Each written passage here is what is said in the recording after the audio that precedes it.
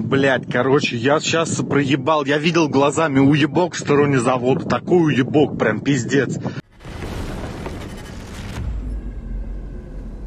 Hi guys, I'm Seth, welcome back to Warthog Defense. We are going to see each other from now on. I said it, I am reading my videos again, and this is going to stay. A rare moment of honesty from Russia reveals the brutal truth behind its so-called stormtrooper units. In a chilling admission, even pro-Russian voices say that serving such service is impossible, calling the term experienced stormtrooper a contradiction itself. Now reports suggest thousands of deserters are being forced into these units and punishment, essentially singing their own death warrant. Here's the full story behind Russia's most expendable frontline force. An unusually frank Russian commentary admits that few survive serving in a stormtrooper unit and that the phrase experienced stormtrooper is an oxymoron. Thousands of deserters are reportedly being punished by being sent to such units as an effective death sentence. They certainly exist, but their number is vanishingly small. Therefore, the phrase experienced stormtrooper is an oxymoron, in my opinion. Can anything be done about this situation? The question is open. I do not know of any units that successfully and en masse, I emphasize en masse, conduct stormtrooper operations and at the same time do not have large losses among stormtroopers. There is no one to appeal to here. Even Wagner suffered enormous losses during the Bakhmut operation. The only difference between the company and many other units was that these losses produced results. And at the moment, the situation with stormtroopers is very simple. Anyone who is in the know will confirm this. A person who has been in an assault and survived several attacks strives to leave for another position one way or another.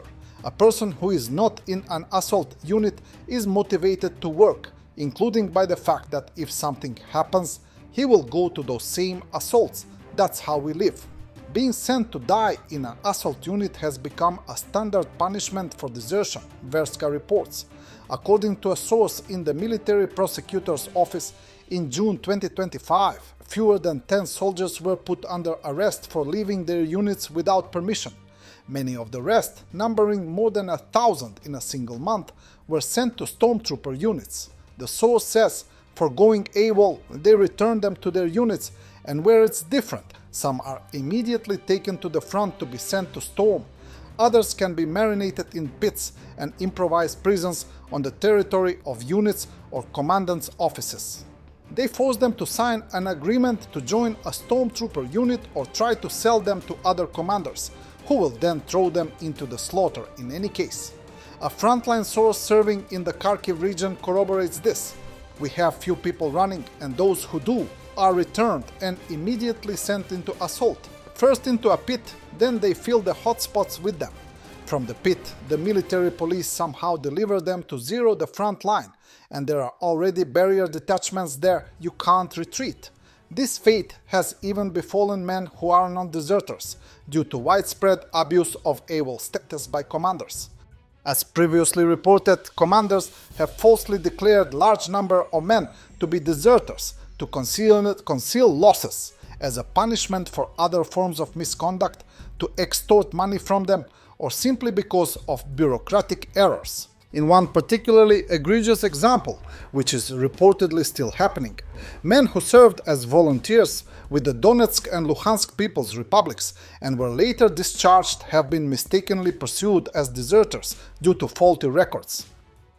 Ukrainian strike drones targeted the Lukovitsk aviation plant in the Moscow region overnight on July 11th, according to Ukraine's general staff. The attack is part of an ongoing campaign to degrade infrastructure supporting Russia's military-industrial complex, which produces combat aircraft used in the war against Ukraine, the general staff said. The Lukovitsk aviation plant, named after P.A. Voronin, is a strategic enterprise within Russia's United Aircraft Corporation and a branch of the MiG Corporation. The Lukovitsk aviation plant specializes in the production of certain types of aircraft, ranging from the machining of parts to final assembly, flight testing and aircraft delivery. The enterprise also carries out the modernization of fighter jets. It is also reportedly involved in projects related to next-generation aircraft and the maintenance or adaptation of unmanned aerial systems, including loitering munitions like the Gera Shahed. Local residents reported hearing explosions and seeing smoke over the industrial zone. Footage of the fire circulated on social media. The defense forces continue to take all measures to undermine the military-economic potential of the Russian occupiers and force the Russian Federation to stop its armed aggression against Ukraine, the General Staff said. The plant is under sanctions from the US, EU, Canada, Switzerland and other countries for its role in Russia's defense sector. The Russian Ministry of Defense claimed that all 11 drones aimed at the Moscow region had been intercepted by air defense systems. However, there is no independent confirmation of that claim or of the extent of the damage to the facility. Russian authorities have not released details consistent with their general policy of limiting public information about successful Ukrainian strikes. On the same morning, Ukrainian drones also reportedly targeted defense industrial sites in Russia's Tula region. On July 11, 2025, an Antonov An-124-100 Ruslan cargo aircraft operated by Ukrainian airline Antonov Airlines flew over Kiev and later landed at Leipzig airport in Germany. The flight was reported by Aerotime. The aircraft, registered UR-82-073, was seen over Kiev despite Ukrainian airspace remaining closed to civilian aviation since February 24, due to the ongoing war. Only military, government and special humanitarian flights are permitted under strict control. Unlike other Antonov aircraft damaged during the Battle of Hostomel, UR-82-073 was undergoing maintenance at the time of the Russian invasion and was not at the airfield. More details about the battle are available in interview with Ukraine's Omega Special Forces Unit's member. After the attack on Hostomel, Antonov Airlines relocated its operations hub to Leipzig. Its fleet of 5 active AN-125-100s is now based at the German airport. From its new base, the state-owned airline continues to support both Ukraine's armed forces and commercial oversized cargo transport. Although Antonov Airlines has not made an official statement, the landing of UR-82-073 in Leipzig suggests the aircraft has rejoined the airline's active fleet. Julian Röpke, senior editor at Bild, described the flight as a strong sign of resistance to Putin's fantasies about the destruction of Ukraine. Today, the first civilian aircraft in 40 months was filmed over Kyiv. This is a Ukrainian Antonov Anvo transport aircraft, Röpke wrote on X. In addition to UR-82-073, Antonov Airlines may soon be reinforced with an An from Russian airline Volga-Dnepr. The aircraft has remained in Canada since 2002, after being grounded at Toronto Airport shortly following the start of Russia's full-scale invasion. In May 2025, Ukrainian Deputy Prime Minister and Justice Minister Olga Stefanishina announced that Canada had begun proceedings to confiscate the aircraft for transfer to Ukraine.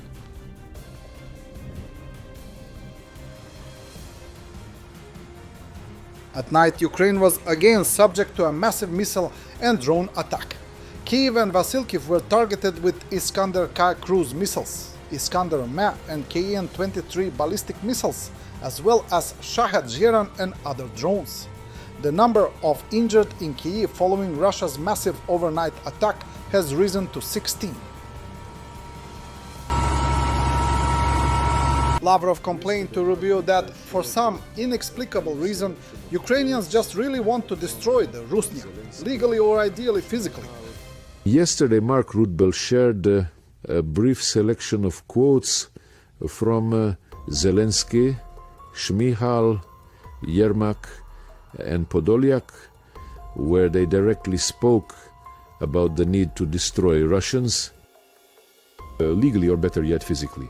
Yeah, and when Mr. Barrow and others like him state that they want nothing other than the territorial integrity of Ukraine, well, it's self-exposure.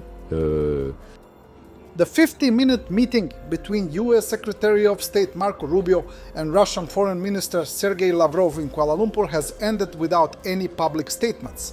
Both sides left the room without comment. US Secretary of State Rubio said his talk with Lavrov was frank and noted the US will engage with Russia whenever possible. He added Trump is disappointed by Moscow's lack of flexibility on Ukraine and confirmed the administration is working with the Senate on new sanctions. The US also wants to see a clear roadmap to end the war. Zelensky discussed the 18th sanctions package against Russia with Antonio Costa and Ursula von der Leyen, stressing the need to increase pressure on Moscow.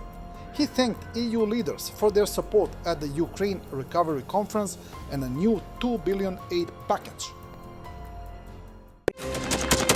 Thanks for watching, and don't forget to subscribe. Also, if you want to support Warthog Defense, please become our member and get early access to new videos, exclusive members-only videos, and become administrator in comment section. The membership link is in the description. Every day. We had a guy last week at 6 rest.